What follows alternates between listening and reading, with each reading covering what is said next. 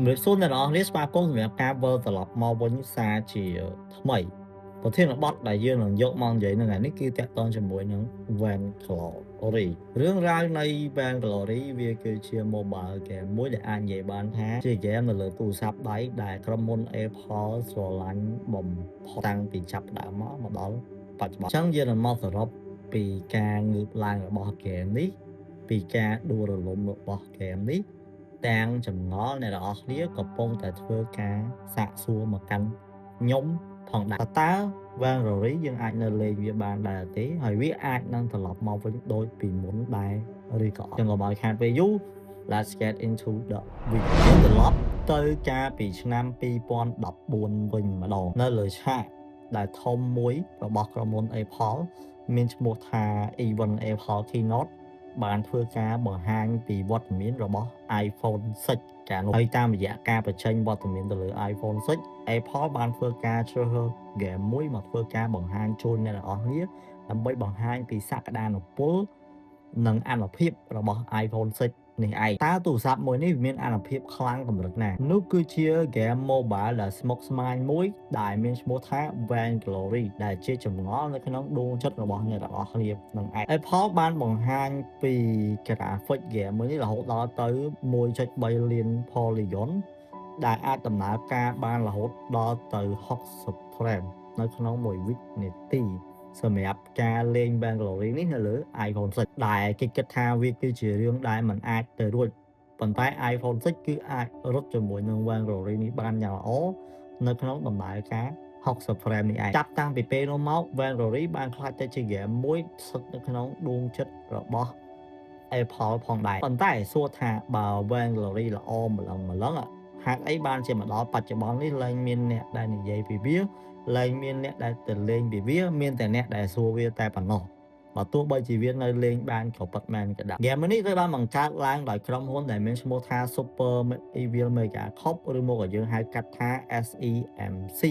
ដែលអ្នកដែលលេង Vainglory កាលពីមុនគឺប្រហែលជាស្គាល់ក្រុមហ៊ុនមួយនេះហើយក្រុមហ៊ុនមួយនេះបានបង្កើតឡើងតាំងពីឆ្នាំ2012មកម្លេះអ្នកទាំងអស់គ្នានៅរដ្ឋ California នៃសហរដ្ឋអាមេរិក ហើយស្ថាបនិកនៅក្នុងការបង្កើតក្រុមហ៊ុនមួយនេះគឺមកពីក្រុមហ៊ុនធំៗមែនទែនដែលមានដូចជា Riot មកពី League of Legends មាន Blizzard មានមកពី Rockstar ដែលផលិត GTA ផងដែរអញ្ចឹងគោលដៅពិសេសដែលពួកគាត់ចង់ធ្វើដំបូងគេបំផុតគឺការបង្កើតប្រភេទ mobile game ដែលជាហ្គេមស្មុគស្មាញមួយសម្រាប់ទូរស័ព្ទដៃវាមានលក្ខណៈដូចទៅនឹងពពួកហ្គេម Dota 2 ពពួកហ្គេម League of Legends អីចឹងប៉ុន្តែកាលនោះគឺមិនទាន់មានប្រភេទ mobile game នេះនៅលើទូរស័ព្ទដៃទេអញ្ចឹងគេចង់ convert game មួយនេះហើយដាក់ឈ្មោះវាថាជា Vainglory គឺជាការបង្កើត core game ថ្មីមួយដែលស្មុគស្មាញអាចឲ្យយើងលេងនៅលើទូរស័ព្ទដៃសម្រាប់ការលេងទៅលើទម្រង់ touch screen បានជាលក្ខណៈ menu តែម្ដងដោយប្រើប្រាស់ជំនាញរបស់អ្នកលេងយ៉ាងពិតប្រាកដនៅក្នុងការបង្កើតទៅលើ game នេះ SEMC បានធ្វើការបង្កើតទៅលើ engine នៅក្នុងការបង្កើត game ផ្ទាល់ខ្លួនមួយដែលមានឈ្មោះថា EVIL Engine ហើយ CEO នៅក្នុងការផលិត game នេះរំពឹងថានឹងធ្វើឲ្យ Vainglory នេះមានភាពល្បីល្បាញខ្លាំងមែនទែនតាមដែលអាចធ្វើទៅបានដោយសារតែវាគឺជា mobile game ទី1ដែលមាននៅលើទូរស័ព្ទដៃក្រោយពេលការផលិត Vainglory បានធ្វើការបញ្ចេញជាផ្លូវការនៅក្នុងឆ្នាំ2014ហើយបន្ទាប់មកវាបានធ្វើការបញ្ចេញវត្តមាននៅលើ Android ជាផ្លូវការនៅឆ្នាំ2015 Game មួយនេះគឺទទួលបានភាពជោគជ័យខ្ពស់មែនទែនវាបានក្លាយទៅជា Game iOS ដែលល្អបំផុតមួយនៅក្នុងឆ្នាំ2014ហើយឈ្នះ Apple Design Award នៅក្នុងឆ្នាំ2015ទៀតផងអ្នកទាំងអស់គ្នានិយាយរួមទៅទទួលបាន achievement ជាបន្តបន្ទាប់ពី Game មួយនេះមានវត្តមាននៅលើទីផ្សារតែម្ដងរយៈពេលប្រហែលឆ្នាំក្រោយមកត្រឹមតែឆ្នាំ2017 SEMC បានប្រកាសខ្លួនថា Vainglory គឺជា Game e-sport ដែលជាប់ចំណាក់ស្នាក់លេខ1នៅលើទូរស័ព្ទដៃហើយការនោះគឺមាន leak នៅច្រើនតំបន់មែនទែនដូចជានៅអាមេរិកនៅអឺរ៉ុបនៅអាស៊ីអាគ្នេយ៍នៅជប៉ុននៅចិននៅកូរ៉េផងដែរច្រើនខ្លាំងមែនទែនអ្នកនរគ្នារហូតដល់ទៅមាន World Championship ដែលធ្វើឲ្យរង្វាន់ការប្រកួតហ្គេមលើទូរស័ព្ទដៃមានប្រាក់រង្វាន់កើនឡើងសរុបដល់ទៅរាប់សែនដុល្លារអ្នកនរគ្នាហើយការនោះក៏មានក្រុមល្បីៗធំជាច្រើនចូលរួមប្រកួតដើម្បីយកប្រាក់រង្វាន់ទាំងនេះផងដែរនៅក្នុងនោះគឺយើងមានឃើញដូចជា TSM Cloud9 Fnatic SK Gaming ជាដើម ណែនជា fan របស់ team មួយណាកាន់បើសម្រាប់ខ្ញុំ TSM គឺ the best ប៉ុន្តែនៅអំឡុងឆ្នាំ2016 2017ឡើងហើយខណៈពេលដែល Valorant កំពុងតែរីកចម្រើនពីភាពជោគជ័យរបស់ខ្លួនដែលអាចធ្វើឲ្យហ្គេមទូរស័ព្ទក្លាយទៅជាហ្គេម e-sport ទី1លើទូរស័ព្ទដៃអ្នកនរដឹងថាមាននឹងអីកើតឡើង SEMC ចាប់ដើមមានដៃគូប្រកួតប្រជែងចេញមុខមកហើយដៃគូប្រកួតប្រជែងធំបំផុតគឺ Mobile Legends ហើយមួយទៀតគឺ Arena of Valor អញ្ចឹងហ្គេមទាំងពីរនេះមួយមកពីក្រុមហ៊ុន Monton មួយទៀតគឺមកពីក្រុមហ៊ុន Tencent ហ្គេមទាំងពីរនេះគឺចេញមកគឺចង់វាយទៅលើ Valorant តែម្ដងដោយសារតែគេធ្វើមកឲ្យងាយស្រួលនៅក្នុងការលេងជាងហ្គេម Valorant វាគឺជាប្រភេទហ្គេម Auto Attack ដែលអត់ចាំបាច់ menu touch screen ដូចទៅនឹងហ្គេម Valorant ទេខណៈពេលដែល Valorant គឺវាពិបាកនៅក្នុងការលេងសម្រាប់អ្នកដែលគាត់ចូលទៅលេងថ្មីថ្មោងអញ្ចឹងពេលនោះគឺជាឱកាសមួយដែលអ្នកដែលចូលមកលេងហ្គេមទាំងអស់នេះថ្មីថ្មោងប្រហែលជាជ្រើសរើសយក Mobile Legends ឬមួយក៏ Arena of Valor នឹងហើយបញ្ហា Snow ដែលសំខាន់មួយទៀត SEMC គឺជាក្រុមហ៊ុនដែលតូចមួយដែលមិនមានការវិនិយោគច្រើនទេខណៈពេលដែល Monton ហើយនិង Tencent គឺជាក្រុមហ៊ុនដ៏ធំមួយដែលមានលុយច្រើនលើសលប់នៅក្នុងការធ្វើ marketing game របស់ខ្លួនផងជាពិសេសគឺផ្ដោតទៅលើអាស៊ីអាគ្នេយ៍ទៀតផងដែលជាតំបន់យើងកំពុងតែនៅនឹងឯងនៅឆ្នាំ2018 SEMC មិនបោះបង់ទេប៉ុន្តែបានដើរផ្លូវខុសមួយគឺបានបន្ថែមទម្រង់លេង 5.5 ឲ្យដូចទៅនឹង Mobile Legends និង Arena of Valor នឹងដែរដោយគិតថាការបន្ថែមទម្រង់លេងបែបនេះអាចនឹងធ្វើឲ្យមានអ្នកលេងចូលមកលេងកាន់តែច្រើនបន្ថែមទៀតប៉ុន្តែក្រោយមក CEO បានធ្វើការសារភាពដោយផ្ទាល់តែម្ដងដែលគាត់បាននិយាយថាការបង្កើតទម្រង់លេងបែបនេះគឺគាត់គិតខុសហើយដែលមើលទៅតាមស្ថិតិមើលទៅតាម analysis ឃើញថាបានធ្វើឲ្យអ្នកលេងបំបែកទម្រង់ចេញជាពីរក្រុមតែម្ដងអ្នកដែលលេង 3.3 គឺទៅដាច់ដ like អ្នកដែលលេង 5.5 គឺទៅដាច់ដ like អញ្ចឹងគាត់បានប្រកាសជាផ្លូវការថាយើងបានបង្កើតហ្គេមដែលពេញនិយមមួយដែលល្អមួយប៉ុន្តែយើងមិនអាចបង្កើតក្រុមហ៊ុនដែលនិរន្តរភាពបាននោះទេគាត់បានប្រាប់ថាចំណាយកាន់តែខ្ពស់ទៅហើយក្រុមហ៊ុនក៏មិនមានហ្គេមផ្សេងទៀតដើម្បីយកមកទប់ទល់ជាមួយចំណាយនេះដូចជានឹងក្រុមហ៊ុនដទៃដែរខណៈពេលដែលក្រុមហ៊ុនដទៃគឺមានហ្គេមជាច្រើនដើម្បីទប់ទៅលើចំណូលរបស់ពួកគេមាន production ជាច្រើនដើម្បីយកមកទប់ជាមួយនឹងចំណូលរបស់ពួកគេហើយ SEMC នេះគឺផ្ដោតលើតែ Valorant តែមួយគត់ពេលនោះ Valorant ចាប់ដើមធ្លាក់ចុះហើយអត់មាន plan ទៅមុខបន្តទៀតទេសូម្បីតែក្រុមការងារគាត់គឺមានតែ80នាក់ទេត្រូវបានធ្លាក់ចុះកាត់បន្ថយបុគ្គលិករហូតមកសល់តែ30នាក់តែប៉ុណ្ណោះនៅក្នុងឆ្នាំ2019អញ្ចឹងចម្ងល់អ្នកនរឆ្ងល់ហើយថាអញ្ចឹង Valorant ដែលហើយមែនទេបងអត់អាចលេងបានទៀតទេត្រូវនៅខែវិច្ឆិកាឆ្នាំ2019 SEMC បានប្រគល់ការងារនេះទាំងស្រុងទៅឲ្យក្រុមហ៊ុន Roger Game ជាអ្នកកាន់កាប់ទៅលើ Valorant ដើម្បីអាចឲ្យ SEMC នេះផ្ដោតទៅលើការផលិតហ្គេមថ្មីផ្សេងទៀតប៉ុន្តែមិនដល់ប្រហែលខែផង Roger Game លេងមកក្បាច់តែម្ដងនៅក្នុងខែមេសាឆ្នាំ2020 Roger Game សម្រាប់បិទ server របស់ Valorant ចោលតែម្ដងនេះគឺជារឿងមួយដែលធ្វើឲ្យហ្គេមមួយនេះកាន់តែទៅមកកម្រិតបន្ថែមទៀតបើន័យថារកដៃគូសហការខុសហ្នឹងហើយពេលនោះ SEMC មិនបោះបង់ទេពួកគាត់បានព្យាយាមមែនតើពួកគាត់នៅតែព្យាយាមចូលខ្លួនមកដោះស្រាយសម្រាប់ការធ្វើឲ្យហ្គេមមួយនេះរស់ឡើងមកវិញដូចគ្នាពួកគាត់បានព្យាយាមនៅក្នុងការទាញយក server ហ្នឹងត្រឡប់មកវិញប៉ុន្តែបានធ្វើការបង្កើតឈ្មោះថ្មីមួយដែលគេហៅថា Valorant Community Edition ឬមកយើងហៅកាត់ថា VGCE ហើយ SEMC បានបោះពាក្យថាពួកគាត់នៅតែចង់ឲ្យហ្គេមនេះនៅរស់ជារៀងរហូតដែលมันអាចស្លាប់បានទេអញ្ចឹងណាបត់ឆ្ងល់ទៀតបើអញ្ចឹងយើងនឹងអាចលេងបានទៀតអត់ហើយយើងត្រូវការបង់លុយដើម្បីលេងអត់បច្ចុប្បន្ននេះអ្នកនរអាចធ្វើការទាញយកហ្គេមនេះបាននៅApp Store ហើយ Play Store គឺបាន disappear បាត់ទៅហើយគឺយើងត្រូវតែរកមើល version ចាស់ៗដើម្បីយកមកធ្វើការទាញយកវាលេងឡើងវិញពីព្រោះ SEMC បានផ្អាកបច្ចេកVGCE ដែលជា Valorant Community Edition នឹងបាត់ទៅហើយតាំងពីឆ្នាំ2022មកម្លេះគេរំចូលខ្លួនដោះស្រាយបានត្រឹម12ឆ្នាំនេះគឺទប់លិនឈ្នះអញ្ចឹងគេបានដកវាចេញពី Steam ចេញពី Samsung ចេញពី Play Store និង Store មួយចំនួនទៀតនៅសល់តែ App Store តែប៉ុណ្ណោះប៉ុន្តែបើទោះបីជា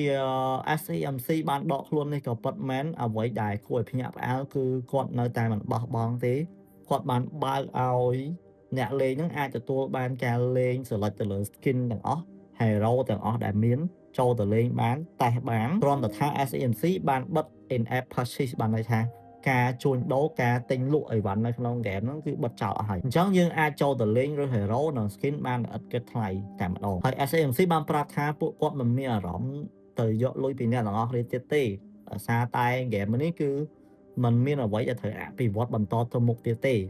អញ្ចឹងរុញអាហ្នឹងឲ្យអ្នកនរនេះលេងអត់គិតថ្លៃតែម្ដងទៅហើយអ្វីដែលកាន់តែពិសេសគឺ SEMC គឺនៅតែបន្តការបង់លុយទៅលើ server ដោយផ្ទាល់ខ្លួនឯងការចំណាយខ្លួនឯងហើយឲ្យអ្នកដែលគាត់លេងហ្នឹងទៅលេងបានតែគិតថ្លៃប៉ុន្តែចុងក្រោយគឺ SEMC បានសម្រេចនៅក្នុងការផ្លាស់ប្ដូរ server ទៅជា client វិញម្ដងបានន័យថាឡើងមាន server សម្រាប់ hosting ទៅលើ game នេះទៀតហើយគឺលេងផ្ទាល់នៅលើ device របស់អ្នកលេងតែម្ដងសម្រាប់អាចឲ្យវា handle ទៅលើព័ត៌មានមួយចំនួននៅ matching អញ្ចឹងព័ត៌មានគ្រប់យ៉ាងគឺរក្សាទុកនៅលើ device ដែលយើងគឺជាអ្នកលេងផ្ទាល់តែម្ដងដែលមិនមាន store ទៅលើ hosting ណាទាំងអស់ដែលជំនួសឲ្យការបង់ថ្លៃទៅលើ server នេះគឺជាមូលហេតុដែលយើងមិនមានតំណន័យអីរក្សាទុកបន្តទៅទេការលេងគឺគ្រាន់ជាលេងអាចលេងបានជាការកម្សាន្តតែប៉ុណ្ណោះអ្នកនរគ្នាតែយ៉ាងណាមិញ developer នៅតែចំណាយទៅលើវារហូតបានជាហ្គេមនោះរស់មកដល់សប្តាហ៍ថ្ងៃនៅបង់ថ្លៃសេវាកម្មផ្សេងដែលអាចឲ្យវានៅឈរជើងបានដល់សប្តាហ៍ថ្ងៃនេះប៉ុន្តែมันមានចំណូលត្រឡប់ទៅវិញទេអញ្ចឹងបច្ចុប្បន្នយើងអាចលេងវាបាននៅក្នុងទម្រង់ដែលយើងអាចចូល select hero select skin អ្វីៗគ្រប់យ៉ាងបានឥតគិតថ្លៃប៉ុន្តែมันមានការ update hero ថ្មី item ថ្មី map ថ្មីនិងការអភិវឌ្ឍថ្មីបន្តទៅមុខទៀតទេមុខងារមួយចំនួនក៏ត្រូវបានបាត់បង់ទាំង friend list ទាំង chat នៅមុខងារដែលត្រូវ store តំណន័យទៅលើ server គឺมันមានទេអញ្ចឹងចង្អល់ចុងក្រោយអ្នកសួរថាចុះបងហ្គេមនេះវាអាចមានថ្ងៃនឹងត្រឡប់មកវិញទៀតទេបើតាមការស្រាវជ្រាវរបស់ខ្ញុំ SEMC នេះបានសម្រេចនៅក្នុងការបិទ Vainglory នេះជាផ្លូវការត្រឹមឆ្នាំ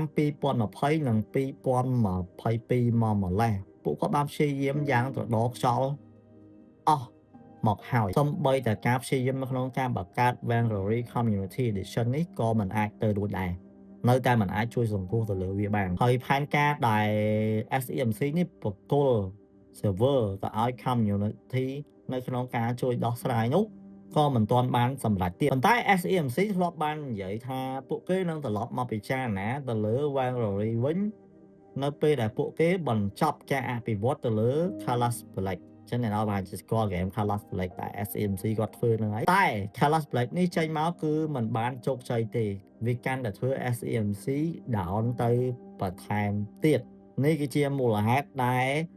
អាចទទួលបានចម្លើយថា Vainglory ប្រហែលជាអាចនឹងមិនត្រឡប់មកវិញទេបើនិយាយតែត្រង់ទៅអ្នកនរនៅតែអាចលេងហ្គេមនេះបានប៉ុន្តែវាមិនមានការអភិវឌ្ឍបន្តទៅមុខទៀតមិនមានការគ្រប់គ្រងបន្តទៅមុខទៀតពីក្រុមហ៊ុនទេអញ្ចឹងវាអាចនឹងថាមិនសូវមានសុវត្ថិភាពសម្រាប់អ្នកទាំងអស់គ្នាទៀតទេជាពិសេសបងប្អូនដែលទាញយក file APK ក្រៅ store ជាផ្លូវការដែលវាអត់មានវត្តមានលើ Play Store ទេបើសិនជា Vainglory នេះអាចត្រឡប់មកវិញនៅថ្ងៃណាមួយលុះត្រាតែមានអ្នកវិនិយោគណាមួយគាត់ហ៊ានចំណាយទុននៅក្នុងការចាប់អារម្មណ៍ទៅលើ game មួយនេះប៉ុន្តែអាចនិយាយបានថាវាសឹងតែហួសពេលវេលាបាត់ទៅហើយពីព្រោះ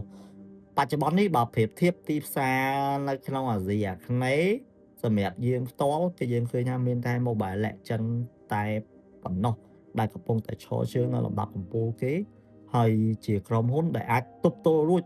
ទៅនឹងការចំណាយទឹកប្រាក់ទៅលើវាផងដែរពិសេសគឺតាក់ទងជាមួយនឹងការចំណាយទៅលើ MPL ហ្នឹងឯងហើយណាមួយ Vainglory ក៏ជាហ្គេមដែលស្មុគស្មាញពេកដែលអាចធ្វើឲ្យអ្នកលេងថ្មីថ្មោងពិបាកក្នុងការចូលទៅលេងមកដែរប៉ុន្តែសម្រាប់អ្នកដែលគាត់នៅតែស្រឡាញ់ Vainglory ដូចជាខ្ញុំដូចជាអ្នកនរគ្នាយើងនៅតែបន្តការរងចាំវាកាលណាហ្គេមនេះវាមិនទាន់ទៅបាត់ទាំងស្រុងយើងនៅតែអាចមានសង្ឃឹមថាថ្ងៃណាមួយវានឹងត្រឡប់មកវិញហើយរឿង Vainglory នេះបានផ្ដល់មេរៀនមួយឲ្យ SEMC ខ្លាំងមែនទែនអ្នកនរគ្នានិងអ្នកទាំងអស់គ្នានិងខ្ញុំផងដែរហ្គេមដែលល្អបំផុតរបស់ដែល quality បំផុតមិនប្រកាសថាវាអាចឈ្នះជាមួយនឹងទីផ្សារនិងតម្រូវការរបស់មនុស្សទេប៉ុន្តែវាបានផ្ដល់តម្លៃមួយឲ្យយើងថា SEMC នេះមិនបោះបង់អ្នកលេងចោលទេពួកគាត់បានប្រឹងប្រែងខ្លាំងមែនទែននេះគឺជាក្រុមហ៊ុនហ្គេមមួយដែលគួរតែយកគំរូតាមបើទោះបីជាមិនមានទឹកប្រាក់នៅក្នុងការចំណាយទៅលើវាទៀតក៏ដោយពួកគាត់សុខចិត្តខាតលុយដោយខ្លួនឯងធ្វើអ្វីឲ្យតែអ្នកលេងនៅតែអាចចូលទៅលេងវាបាន មិនថាស្ថិតក្នុងកលៈទេសៈណាក៏ដោយនេះគឺជាការគោរពមួយរបស់ខ្ញុំចំពោះ community មួយនេះអញ្ចឹងគឺជាមូលហេតុមួយដែលខ្ញុំតែងតែនឹករលឹកដល់ហ្គេមនេះជានិច្ចពីព្រោះខ្ញុំគោរពស្រឡាញ់ជាមួយនឹងក្រុមហ៊ុនមួយនេះហើយខ្ញុំមានបានខឹងណាហើយអង្គគេបោះចោលបើយើងដឹងពីសាច់រឿងពីក្រោយតាម timeline របស់វាយើងសឹងតែថាស្រក់ទឹកភ្នែកជាមួយនឹងក្រុមហ៊ុនមួយនេះ anyway អរគុណសម្រាប់ការតាមដានវីដេអូមួយនេះយើងនឹងជួបគ្នានៅវីដេអូបន្តទៀតបាទបោះសាយឡើងចូលដាច់បាត់ហើយអូខេអ៊ីងដាច់មួយនៅសល់ខណៈពេលនេះគឺនៅសល់ឆ្ងាយបាទអូខេឥឡូវគឺបាទចេញ fan ហ្នឹងអាចទៅមើលដាច់បាត់ហើយឥឡូវអាយ៉ា like ខ្ញុំមកចូលក្នុងសម្រាប់គាត់ទៅបានគាត់លេងទៅលើសល់ដល់ហើយគាត់បានធ្វើការ swap រោឲ្យទៅលើគាត់ឈ្មោះសាប់ step ទៅខាងលើបាទបាញ់លើ like ខ្ញុំមិនដៃចូលក្រោយយ៉ាងណាហើយស្លាប់បាត់ហើយជាមួយនឹងការហើយស្លាប់បាត់ហើយ spec បាននៅខាងលើគាត់ទៅមួយដាក់ ទី1ពី like ខ្ញុំថយមក say split ទៅលើ immunity តែម្ដងបាទអូខេ RT ជាប់ទៅខាងឡ